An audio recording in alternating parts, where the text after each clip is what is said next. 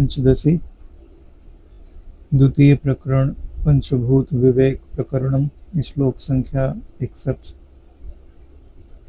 सत तत्व तो एक स्वभाव वाला है, आकाश दो स्वभाव वाला है।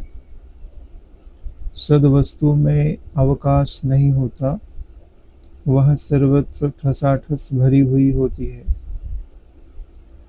परंतु आकाश में वह सत स्वभाव तथा अवकाश स्वभाव दोनों ही होते हैं। इसी विषय को यूं समझना चाहिए कि प्रतिध्वनि आकाश का गुण है। प्रतिध्वनि सद वस्तु में नहीं पाई जाती, परंतु आकाश में तो सत तथा शब्द दोनों ही पाए जाते हैं। इससे यही सिद्ध होता है कि सत तो एक स्वभाव वाला है और आकाश दो स्वभाव वाला है। यानी आकाश दूसरे को स्थान भी प्रदान करता है और उसमें प्रतिध्वनि भी होती है। इसलिए सत जो है वो आकाश से विलक्षण है।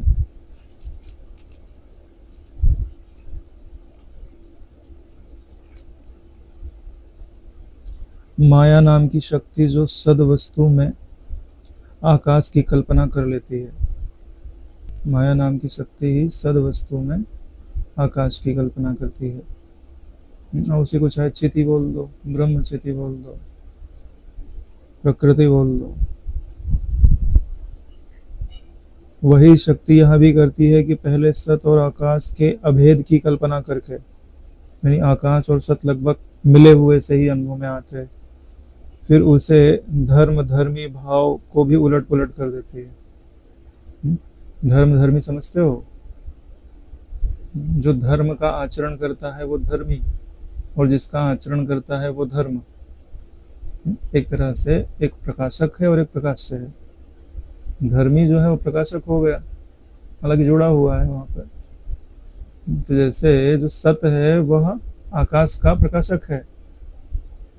एक तो अधिष्ठान तो है, प्रकाशक की दृष्टि समझोगे तो जल्दी समझ में आ जाएगा। तो वह धर्मी हुआ, उसी का धर्म क्या हो गया? आकाश।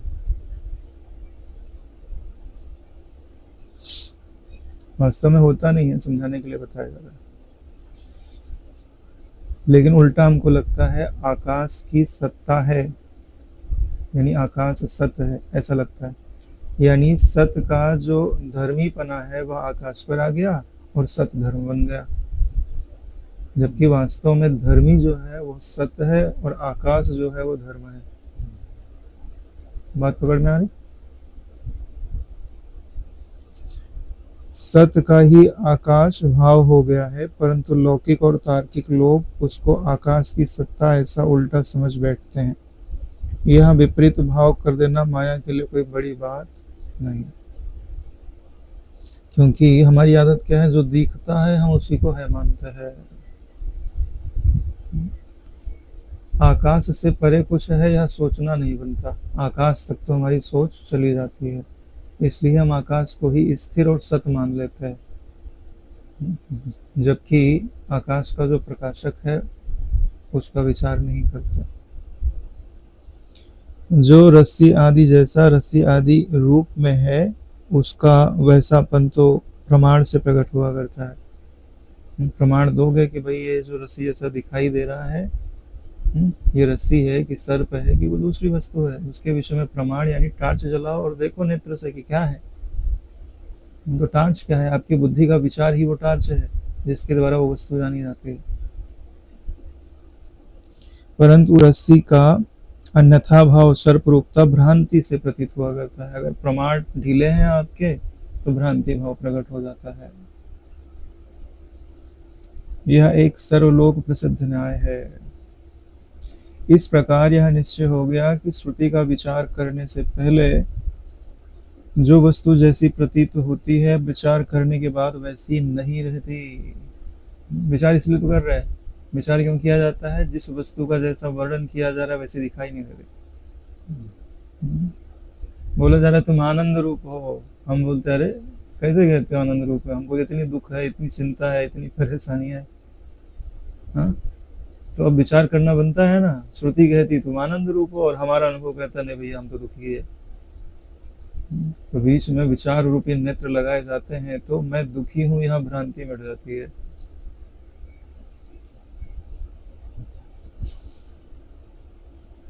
इसी से उस आकाश का चिंतन करो कि असल में क्या है। आकाश का चिंतन करो, सबसे नजदीक सत वस्तु के आकाश ही है, तो आकाश का चिंतन करो, ठीक है। और फिर वहां प्रश्न करो कि इस आकाश को भी किसने ठोर दिया है, यानी इस आकाश से भी पहले क्या था।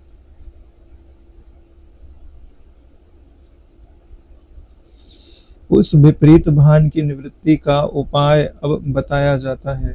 इस प्रकार श्रुति के अर्थों का विचार न करने तक जो वस्तु सदरूप ब्रह्म भ्रांति के प्रताप से जैसे आकाश आदि के रूप में हो गई है, वही वस्तु श्रुति के अर्थ का पर्यावलोचन करने पर विपरीत हो जाती है, यानी ये कार्य रूपता को छोड़ करके अधिष्ठान रूपता का बोधन कराती है, यानी सदरूप ब्रह्म हो जाती है। श्रुति का विचार करने पर ही वस्तु के यथार्थ रूप का परिज्ञान हो सकता है। श्रुति का विचार करने पर ही, नहीं विचार करोगे तो नहीं होगा, और विचार कर लिया तो साक्षात समझ में आ गया। इसे कहते हैं आकाश का चिंतन करो, विचार के द्वारा उसके पारमार्थिक रूप को टटोलो, आकाश का चिंतन करो। ये बात हम कब से कह रहे हैं, लेकिन लोग मानते ही नहीं। पहले आकाश का तो चिंतन करो कि आकाशो हम, फिर उसकी सहायता से शब्द गुण और अवकाश गुण छोड़ दो, सतो हम बोलो, लेकिन पहले तो आकाशो हम बोलना पड़ेगा। आकाश की सहायता के बिना आप सतो हम में नहीं खड़े हो सकते। देखो कि विचार करने पर आकाश का पारमार्थिक रूप क्या सिद्ध होता है। आकाश और सत भिन्न भिन्न है, ठीक है, क्योंकि इन दोनों के वाचक शब्द भी भिन्न भिन्न है। अभी आकाश अलग लिखा जाता है, सत अलग लिखा जाता है। इन दोनों शब्दों से उत्पन्न होने वाली बुद्धियां भी भिन्न भिन्न होती है। आकाश जो है वो सबको जन्म देता है, सबको ठोर देता है, लेकिन सत में सत के सिवाय दूसरा कुछ नहीं है। देख लो कि सत वस्तु तो वायु आदि में भी अनुवृत्त हो रही है। कहा जाता है कि सत वायु, सत तेज, वायु है, तेज है इत्यादि। सत वस्तु तो सब में अनुवृत्त हो रही है। अरे भाई 5 चीजें होती है ना, अस्थि, भांति, प्रीति, नाम और रूप। तो वास्तव में सत अधिष्ठान ना हो तो वायु कैसे प्रतीत होगी, क्योंकि आकाश की तो स्वतंत्र सत्ता नहीं है ना, सबको सत्ता तो वायु दे रहा है। तो आकाश है ये भी बोला जाता है, लेकिन अभी आकाश का मिथ्यात्व तो सिद्ध कर दिया गया, इसलिए आकाश है नहीं बोला जा रहा है। क्या बोला जा रहा है, वायु है, जल है। तो यह बात कैसे समझ में आती है, क्योंकि इनके पीछे सत्ता का बोधन होता है। परंतु व्योम की अनुवृत्ति इस तरह कभी नहीं होती। क्यों, क्योंकि इन्होंने आकाश को पहले मिथ्या कह दिया है, और आगे जाकर के जो सतवायु, सत तेज, इन सब की भी अनुवृत्ति ऐसे ही कर देंगे। वैसे भी आकाश है ऐसा क्यों नहीं कहा जाता, क्योंकि तुमने आकाश को देखा नहीं है, इसलिए भी उसकी अनुवृत्ति नहीं होती। आकाश को तो किसी की सहायता से हम कल्पना में लाते हैं, चाहे अंधकार चाहे प्रकाश, ठीक है। इसके लिए भीतर में जब हम आकाश को देखते हैं तो इन्हीं दोनों का तो सहारा लेते हैं, प्रकाश का, अंधकार का। आंख बंद करके जो ध्यान करते हो, तो चाहे प्रकाश दिखे चाहे अंधकार दिखे, उसी की सहायता से हम आकाश के व्यापकता का अनुभव करते हैं, है ना। खाली आकाश को तो कौन देख करके बोल सकता है कि है, दिखाई थोड़ी ना देता है। कौन सी इंद्रिय का विषय है, किसी भी इंद्रिय का विषय नहीं है नारायण।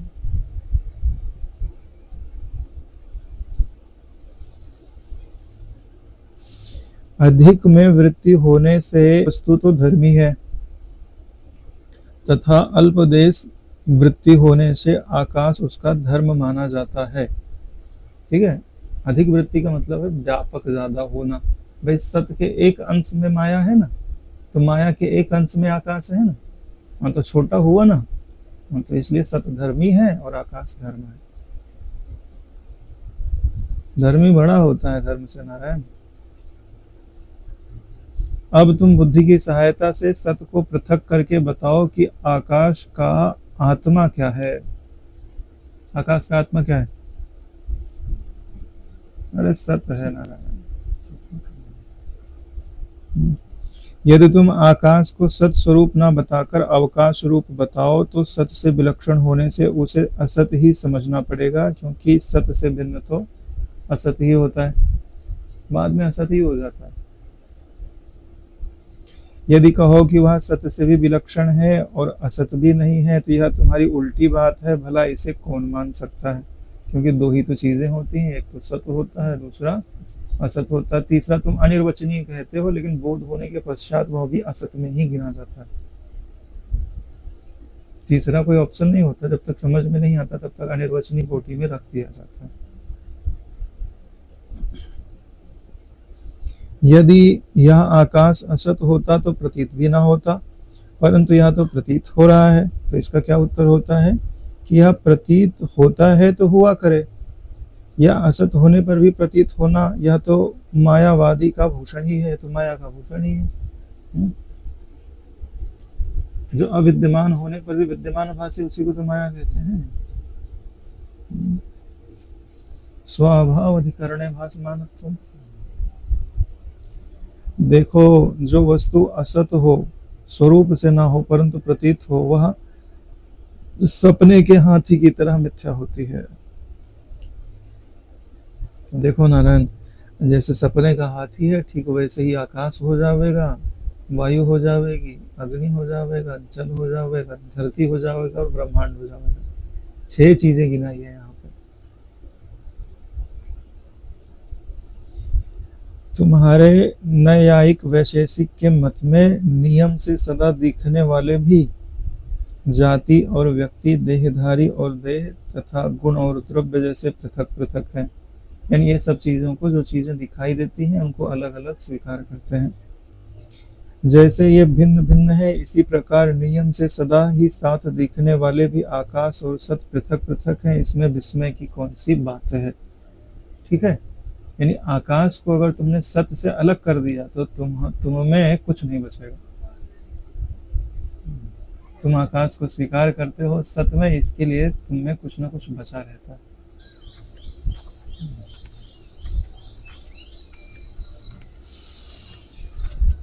यदि समझा हुआ भी यह भेद किसी दुर्बलता के कारण चित्त में नहीं जमता, समझ लिया, लेकिन अगर चित्त में नहीं जम रहा है तो ये बताओ कि उसको चित्त में ना बैठने का कारण तुम्हारी अनेकाग्रता है या कोई संशय है? भाई चित्त में बात क्यों नहीं जम रही है? तुम्हारे चित्त में विक्षेप है, या तो ये बात तुमने ठीक से समझी नहीं है। जो प्रमाण दिए गए समझने के लिए उसको ठीक से विचार नहीं किया। 2 ही चीजें हैं, नहीं तो अभी इसका बोध हो जाए। यदि इस आरूढ़ी का कारण अनेक अग्रता हो, यानी विक्षेप हो, तब तो प्रत्यय की एक रूपता रूपी ध्यान की सहायता से अपने मन को सावधान कर लो। अगर विक्षेप है तो प्रत्यय की एक रूपता को ही ध्यान कहते हैं। तत्रैकतानता ध्यानम। प्रत्यय किसको बोलते हैं? वृत्ति में जो प्रतिबिंबित हुआ है उसको प्रत्यय कहा जाता है। तो एक का ही ध्यान करे तो मन क्या हो जाता है? एकाग्र हो जाता है। एकाग्र मन से जो चिंतन किया जाता है उसका वास्तविक रूप प्रकट होता है। और यदि कोई संशय रह गया हो तो प्रमाण और युक्ति के द्वारा उसका विवेचन कर डालो। अगर संशय है कि नहीं भैया सत और आकाश हमको एक ही लगते हैं, तो युक्ति और प्रमाण के द्वारा उसका विवेचन करो कि एक ही हैं तो कैसे हैं, खुद को समझाओ। तो एक तो तुम कभी सिद्ध नहीं कर पाओगे, ठीक है, तो तुमको मानना ही पड़ेगा कि सत्य जो है वो विलक्षण है। और फिर भी ना जम रहा हो तो ध्यान करो सत्य की एक रूपता का। ध्यान के द्वारा तथा युक्ति से जब आकाश और सत्य का भेद चित्त में भली प्रकार जम जाए, तब फिर यह आकाश कभी भी सत्य नहीं रहता। तब यह भी ज्ञात हो जाता है कि सद वस्तु में अवकाश नाम की कोई जगह नहीं है। जब अवकाश नहीं दे, सब कहाँ से आएंगे इसमें? ये सब आकाश में होते हैं, सद वस्तु में नहीं होते। तो सद वस्तु में क्या होता है? सत वस्तु में सत्य के सिवाय दूसरी कुछ चीज नहीं होती। जिस प्रकार किसी दुष्ट के याद आने पर उसके दुर्गुण याद आ जाते हैं, इसी प्रकार ज्ञानी पुरुष को व्यवहार में जब आकाश की प्रतीति होती है, व्यवहार में, ध्यान में नहीं होती, जब भली प्रकार ध्यान लग जाता है यानी निर्विषय हो जाता है, तब आकाश का भी भान थोड़ी होता है।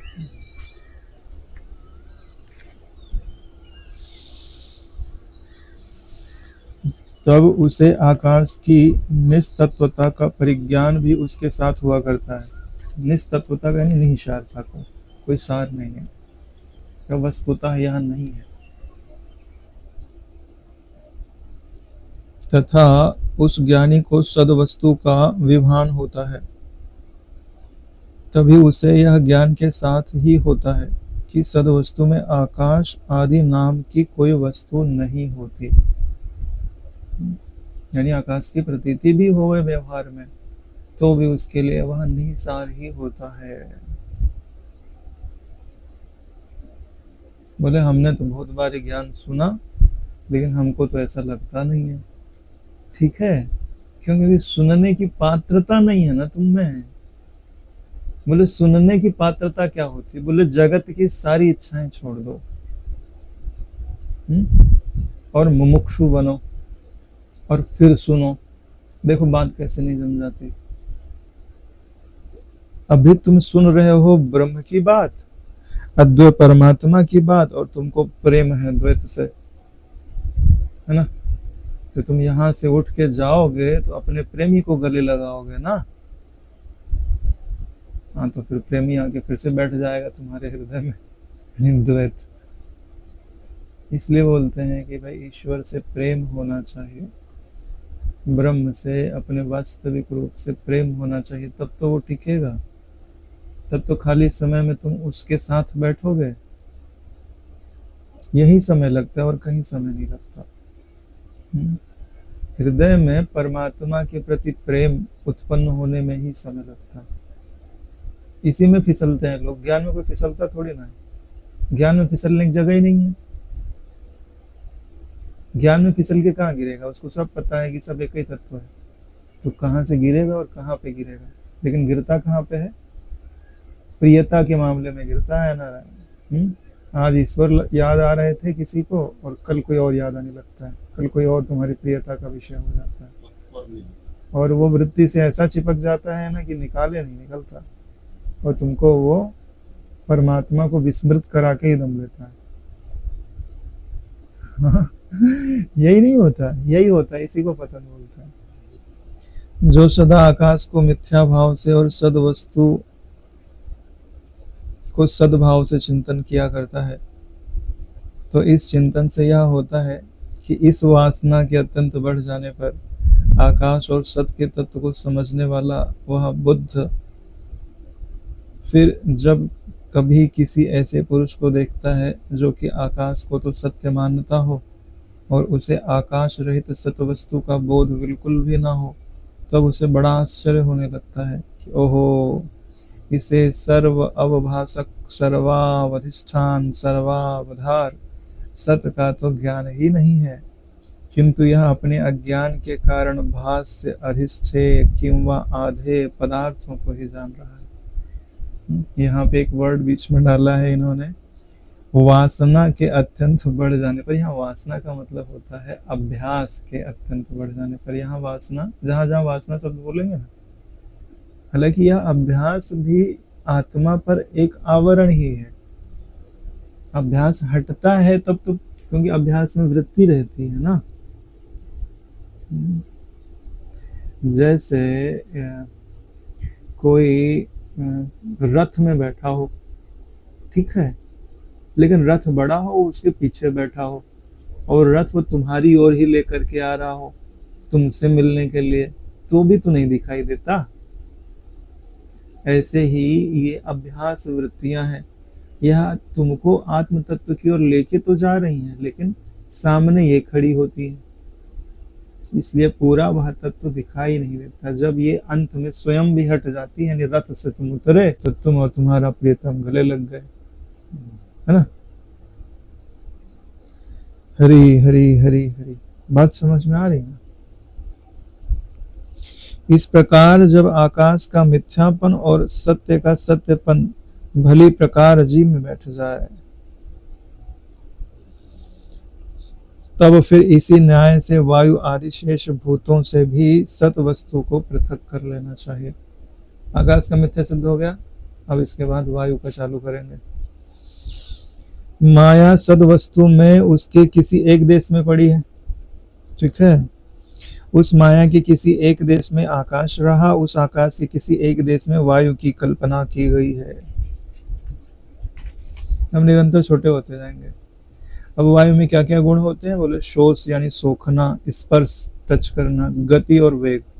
बोले गति और वेग में क्या अंतर होता है? स्पीड एंड वेलोसिटी,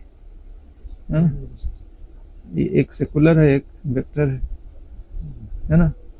एक में दिशा, वेग में दिशा भी बतानी पड़ती है, स्पीड में कोई दिशा बताने की जरूरत नहीं पड़ती। फिजिक्स पढ़ा होगा उनको पता होगा। तो ये चार धर्म वायु के अपने धर्म कहलाते हैं। जो तीन अन्य स्वभाव वायु में पाए जाते हैं वे सत, माया और आकाश के हैं। सत का है सत्ता यानी वायु है, माया का है निसारता, विचार करोगे तो निसार मिलेगा, और आकाश का है कि वायु के अंदर शब्द भी तो होता है, वी सी शब्द। वायु अस्ति, इस व्यवहार की कारण जो सदरूपता है वह सद वस्तु का धर्म वायु में आ गया है, वायु का धर्म नहीं है ये। सद वस्तु से वायु के पृथक कर लेने पर जो मिथ्यात्व शेष रह जाता है वह वायु में माया का धर्म है। वायु है में तो जो है पना है वो सत का है, और जब सद वस्तु अलग कर दिया तो उसमें जो मिथ्यात्व है सो माया का है।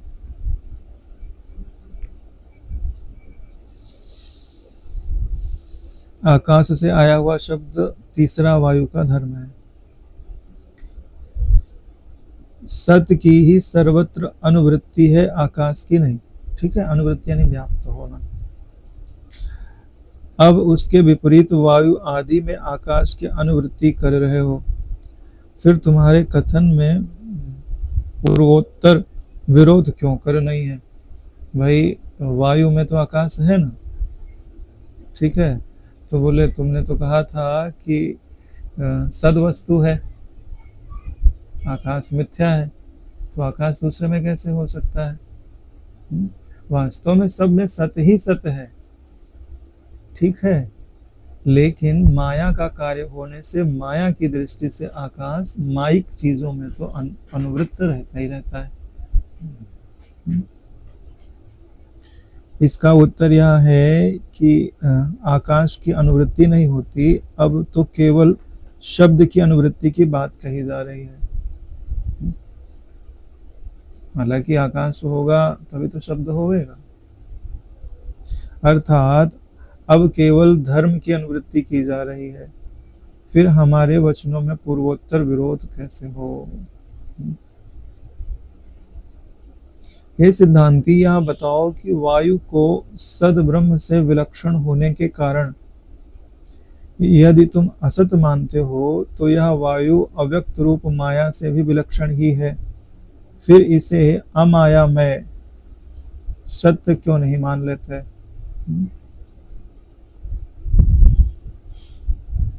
यानी कि वायु को अगर सद ब्रह्म से अलग कर दोगे तो क्या हो जाएगी? बोले असत हो जाएगी।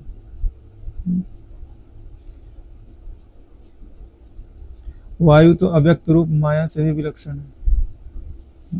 यहाँ विलक्षण तो बोल रहे हैं लेकिन है ये माया रूप ही, माया से विलक्षण कैसे हो गए? भाई जैसे माया को भी सत से विलक्षण कहते हैं, ठीक है, वैसे ही ये सब माया के कार्य हुए, चाहे आकाश कह दो, चाहे वायु कह दो, चाहे पृथ्वी कह दो। तो यही बात घूम फिर के ये बता रहे हैं कि ये सब माया रूप ही है। सिद्धांति का उत्तर यह है कि अव्यक्तता तो मायामय होने का कारण ही नहीं है।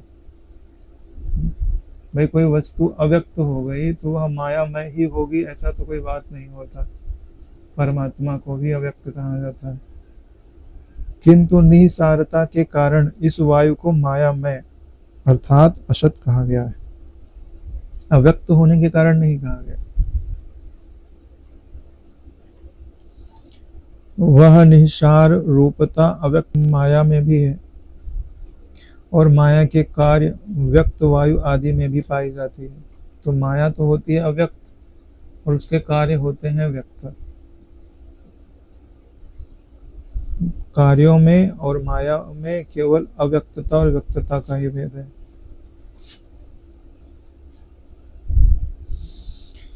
इस समय सत और असत का विवेक ही प्रस्तुत है, उसी पर हमें विचार करना है। माया और माया के कार्यों पर विचार करने की जरूरत नहीं है,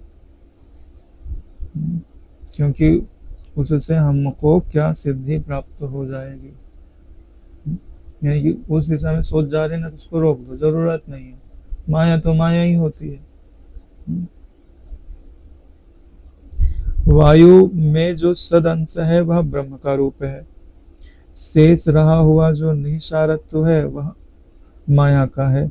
वही वायु का अपना स्वरूप है, यानी वायु मिथ्या रूप है। निस्तत्व रूप होने के कारण वह वायु भी आकाश के समान मिथ्या है। इस प्रकार वायु के मिथ्या भाव की वासना यानी दृढ़ भावना चिरकाल तक करके, मिथ्या है इसकी भावना चिरकाल तक करके वायु को छोड़ दे, यानी उसका मिथ्या तो दृढ़ हो गया, तब छोड़ दो वायु को। अब इसके अंतर आगे आओ। वायु से न्यून देश में रहने वाली वहनी भी इसी प्रकार से चिंतन करे, अंत में उसकी भी सत्य बुद्धि का इसी प्रकार परित्याग कर दे। वह न्यूनाधिक का विचार ब्रह्मांड के सभी आवरणों में किया जाता है, यानी पृथ्वी जल वायु अग्नि आदि ब्रह्मांड के आवरण कहलाते हैं। अग्नि वायु के 10वें भाग के बराबर है और वहनी भी वास्तव पदार्थ नहीं है, वह भी वायु में कल्पित है। पुराणों के अनुसार इन 5 भूतों में 1/10 भाग के अनुसार क्रम से न्यूनाधिक भाव है, यानी आकाश से 10 गुना कम 1/10 भाग वायु, और उसका 1/10 भाग अग्नि, एज लाइक दैट।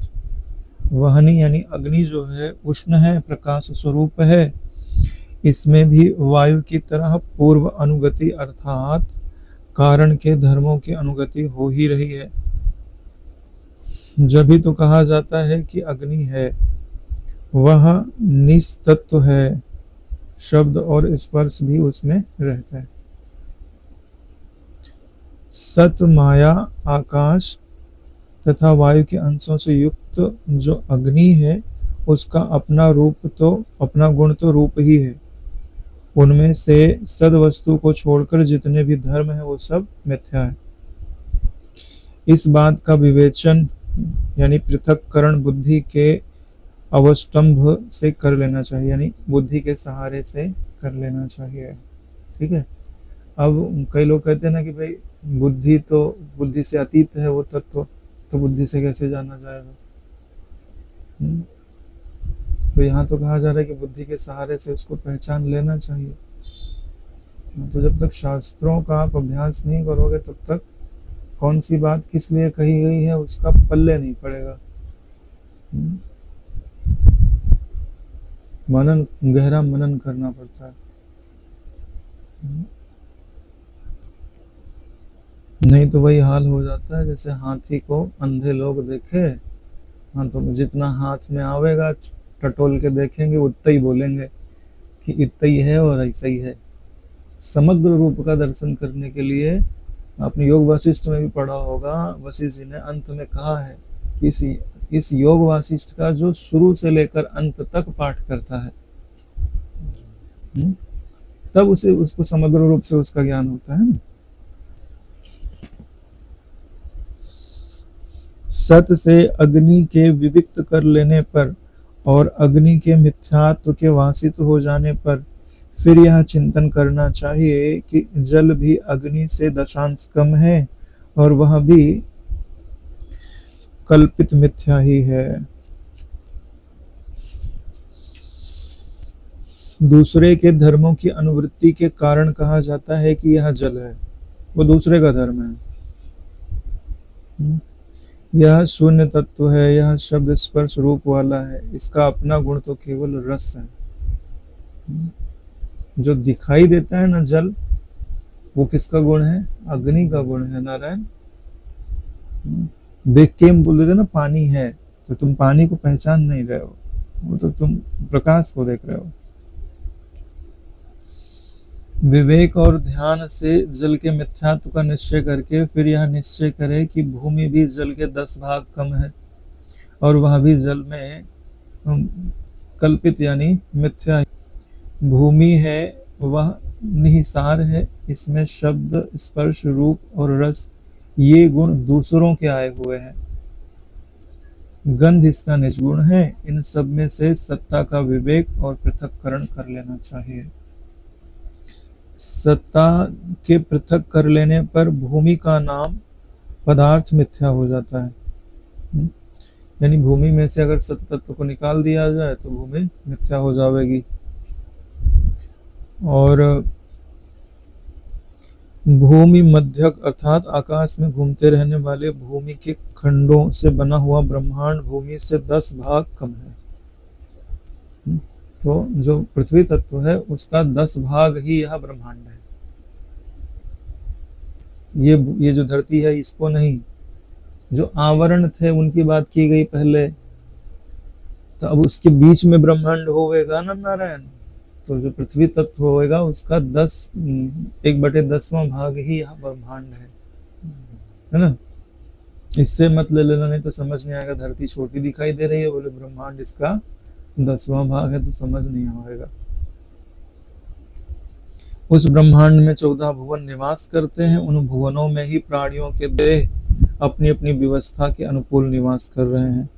ब्रह्मांड लोक और देहों में से सद वस्तु के पृथक कर लेने पर, सद वस्तु को निकाल लो उसमें से, यदि असत अंडादियों का भान होते रहे, अंडादियों का यानी लोकों का भान होता रहे, तो होता रहे, हमको कोई दिक्कत नहीं है। उनका वैसा असद रूप से भान होते रहने पर भी कुछ हानि नहीं होती। भूत यानी कि भूत भौतिक तथा माया जिनसे इन भूत भौतिकों को बनाया है कि मिथ्यात्व की भावना विवेक और ध्यान के द्वारा जब चित्त में दृढ़ भासित हो जाए कि सद वस्तु ही अद्वैत है, वह कभी द्वैत भाव को प्राप्त नहीं होती, वैसी की वैसी ही रहती है। यह बुद्धि कभी भी विपरीत नहीं हो सकती, इस बुद्धि का कभी विघात नहीं होता। एक बार बैठ गई ना बात तो बैठ गई। लेकिन बैठने के लिए चित्त की या अंतःकरण की एक विशेष स्थिति होती है। उस विशेष स्थिति में तुमने बिठा दिया ना तो बात बैठ जाएगी। भूमि आदि रूपधारी यह द्वैत जब सत अद्वैत से पृथक कर लिया जाता है, तब फिर लोक में शेष विशेष प्रयोजन के लिए जो जो काम जैसे जैसे देखे जाते हैं, जैसे जल से प्यास की शांति, भोजन से भूख की शांति, वैसे वैसे स्वप्न की तरह वे बने रह सकते हैं। ऐसा नहीं कि पानी प्यास बिछाना छोड़ देगा। तात्पर्य यह है कि विवेक के द्वारा मिथ्यात्व का निश्चय होने पर वह विवेक भूम आदि के स्वरूप का उपमर्दन नहीं करता। जमीन जैसे दिख रही है वैसे दिखेगी। इससे व्यवहार के सहसा लुप्त हो जाने का प्रसंग नहीं आता। विवेक व्यवहार को रोकता नहीं है, विवेक तो केवल सर्वात्म भाव को जगाता है। विवेक व्यवहार को नहीं रोकता, अहंकार को रोकता है। जो काम क्षुद्र देह अभिमान की प्रेरणा से होते थे वे अब सर्वात्म की दृष्टि से होने लगेंगे। ये अंतर हो जाता है। जब कर्तापन रहता है, दृढ़ भोक्तापन रहता है, मैंने किया, मैंने अच्छा किया, ये सब मिट जाता है। यही विवेक हो जाने की पहचान है। आप में सर्वात्म भाव है कि देहाभिमान है, यही विवेक के होने ना होने का प्रमाण होता है। सांख्य, कणाद, बौद्ध आदि दार्शनिक लोग जिस जिस रीति से जगत भेद की उत्प्रेक्षा अनेक युक्तियों से करते हैं कि जगत में भेद है, यह जगत वैसा ही रहो, जैसा आप तुम भेद बताते हो वैसा रहे, हमको क्या दिक्कत है। इस कारण उनके खंडन का प्रयत्न हम नहीं करते। हमको जरूरत भी क्या है, हमको तो थोड़ी ना तुमको सिखाना है। तुमको सीखना है तो तुम अपनी जिद छोड़ करके आ जाओ इधर। प्रमाण सिद्ध सत अद्वैत की अवज्ञा अन्य सांख्य आदिवादियों ने निशंक होकर की है। यानी कि जो दूसरे सांख्य आदि हैं, जो प्रकृति और पुरुष दोनों को सत्य मानते हैं, तो उन्होंने तो अद्वैत मत की अवज्ञा की हुई है। फिर हम लोग यदि उनके द्वैत की अवज्ञा करते हैं तो इसमें हानि क्या है। तुम हमारी बात काटते हो तो हम परम लाभ के लिए तुम्हारी भी बात काट देंगे। इसलिए कभी कभार कोई उल्टा बोलता है तो अगर करुणा आ जाए तो बोला भी जा सकता है, नहीं आ जाए तो तुम बोलते रहो। उस अवज्ञा से एक महान लाभ यह होता है कि द्वैत की अवज्ञा जब पूर्ण रूप से स्थित हो जाती है, हम द्वैत की अवज्ञा ही तो कर रहे हैं, तब साधक की बुद्धि अद्वैत में स्थिर हो जाती है। अद्वैतो इस बुद्धि के स्थिर हो जाने पर फिर यह स्थिर बुद्धि वाला पुरुष जीवन मुक्त कहा जाने लगता है। स्थिति प्रज्ञ जिसको भगवद गीता में कहते हैं। जीवन मुक्ति रूपी प्रयोजन के विद्यमान होने के कारण यह द्वैत अपमान जैसा कोई निष्प्रयोजन बात नहीं रह जाती है। इसके बाद एक गीता का पूरा श्लोक इन्होंने लिख दिया है। एषा ब्राह्मी स्थिति पार्थ न एनाम प्राप्य विमुह्यते स्थित्वा अश्याम अंतकाले अपि ब्रह्म निर्वाण मृच्छते। जीवन मुक्ति ही नहीं, विदेह मुक्ति भी इसी द्वैत अवज्ञा का फल है।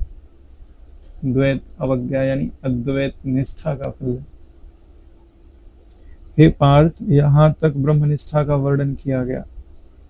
परमेश्वर की आराधना से शुद्ध अंतःकरण का मनुष्य जब इस स्थिति को पा लेता है, ठीक है, परमेश्वर की आराधना नहीं की तो अरे कितने सुनते रहो तुम।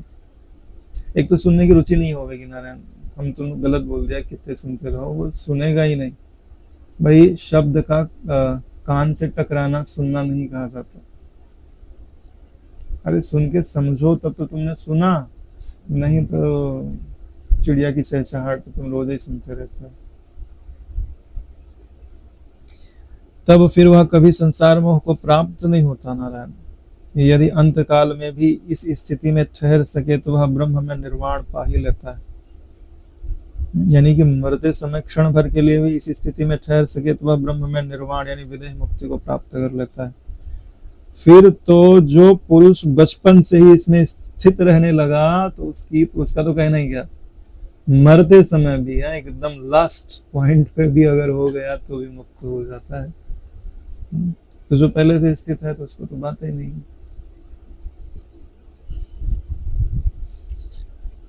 यानी यहाँ अंत काल शब्द से क्या अभिप्राय है कि भाई सदरूप अद्वैत तथा अनृत रूप द्वैत में जो अब तक अनोन्य एक वीक्षण या अनोन्याध्यास हो रहा था, उस ब्रह्म ज्ञान का अंत काल तो यही है कि उसकी भेद बुद्धि उत्पन्न हो जाए कि ये अलग है और ये अलग है। अनोन्याध्यास एक हो गए ना, दोनों अलग अलग हो जाए, अर्थात उन अद्वैत और द्वैत के क्रम को सत्य और अनृत समझ लिया जाए।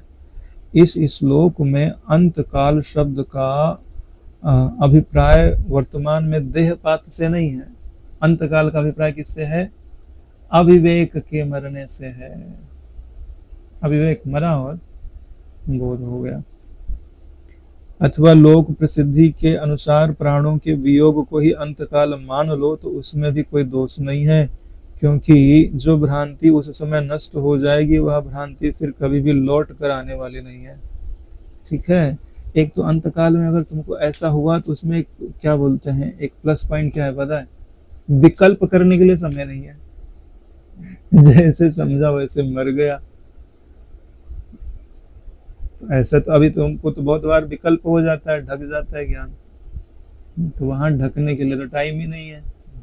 जैसे कोई क्वेश्चन पे तुमको कंफ्यूजन हो गए कि भाई ये मैं सही लिख रहा हूँ कि नहीं, थोड़ी देर लिखे फिर उसको काट दे, फिर लिखे फिर काट दे, ठीक है, लेकिन अंत में तुमने लिखा और परीक्षक ने कॉपी खींच ली,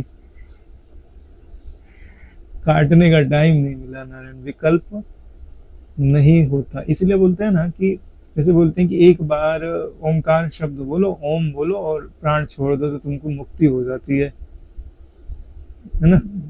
तो ऐसा कब होता है पता है? ओम बोलो और उसके बाद कुछ ना बोलो और मृत्यु हो जाए, आखिरी शब्द होना चाहिए।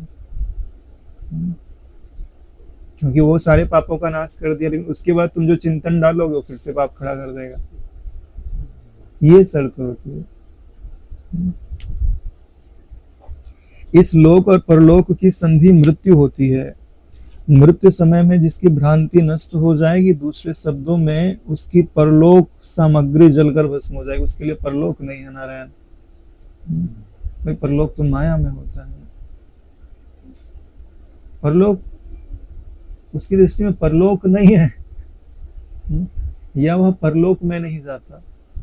अगर कुछ भासता भी है तो परलोक उसमें भासता है, वह परलोक में नहीं भासता।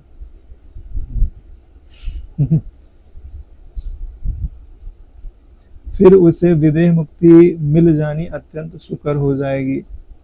जिस पुरुष की द्वैत अवज्ञा स्थित हो गई अथवा जिसे ब्राह्मी स्थिति प्राप्त, वह चाहे निरोगी होकर, चाहे बैठे बैठे, चाहे रोगी रहकर, या भूमि पर पड़े अथवा मूर्छावस्था में प्राणों का त्याग करे, फिर उसे कभी भ्रांति नहीं होती। नारायण, मूर्छा आदि में ब्रह्म विषयक बुद्धि वृत्ति भले ना हो, लेकिन ब्रह्म ज्ञान के संस्कार नष्ट नहीं होते।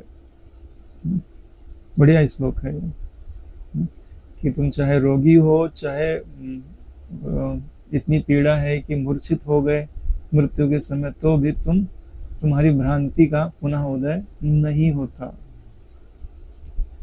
यही प्रश्न कई बार पूछते हैं बापू जी से लोग। एक बार स्वप्न में मैंने भी बापू जी से यही प्रश्न पूछा था। स्वप्न और सुषुप्ति अवस्था के आने पर भाई पढ़े हुए पाठ के भूल जाने पर भी अगले दिन जब पाठक उठता है तब अनधित अनपढ़ नहीं हो जाता। भाई सपने में तो भूल ही रहता है ना, सुषुप्ति में भी भूल ही रहता है, लेकिन जगेगा तो याद आवेगा कि नहीं आवेगा। तो ऐसे ही बुद्धि सो गई तो कोई दिक्कत ही नहीं है, लेकिन तुमको माया में फंसाना है तो बुद्धि को तो जगाना पड़ेगा, और बुद्धि जगेगी तो अपना संस्कार भी तो जगेगा। ठीक वही बात हो गई कि लकड़ी में आग तो लग गई है, ठीक है, अगर तुम लकड़ी को लेके आओगे तो आग भी साथ में आएगी ही आएगी। इसी प्रकार मरते समय मूर्छा आदि के कारण तत्व का विचार न कर सकने पर भी ज्ञानी का ज्ञान नष्ट नहीं होता, वह संस्कार रूप से तो रहता ही है। जिस विद्या को प्रमाणों ने उत्पन्न किया हो, जिस विद्या को प्रमाणों ने उत्पन्न किया हो, वह किसी प्रबल प्रमाण के बिना नष्ट नहीं होती। जैसे तुमने आंख से देख लिया कि ये बोतल है, तो तुमने मान लिया बोतल है। अब कोई प्रबल प्रमाण दिया जाए कि भाई जो तुमको दिखाई दे रहा है वो नहीं है, तो भाई ऐसा हो सकता है, नहीं तो तुम मान चुके हो।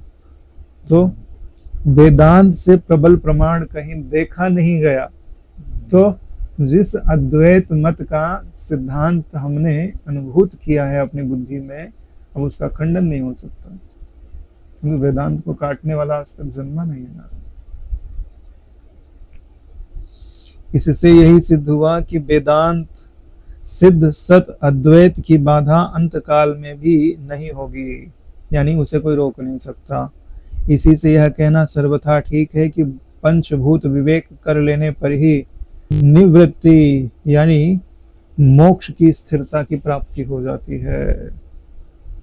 इति श्रीमद् विद्या अरण्य मुनि विरचितम पंचभूत विवेक प्रकरणम पूर्णम। ठीक है नारायण, आज ही विश्राम लेते हैं। ओम कायेन वाचा मनसेन्द्रियैर्वा करोमि यद्यत् सकलं परस्मै श्री सद्गुरुवे समर्पयामि। सहनावतु सहनौ भुनक्तु सह वीर्यं करवावहै तेजस्विनावधीतमस्तु मा विद्विषावहै। ओम शांति शांति शांति। श्री सद्गुरुदेव भगवान की जय।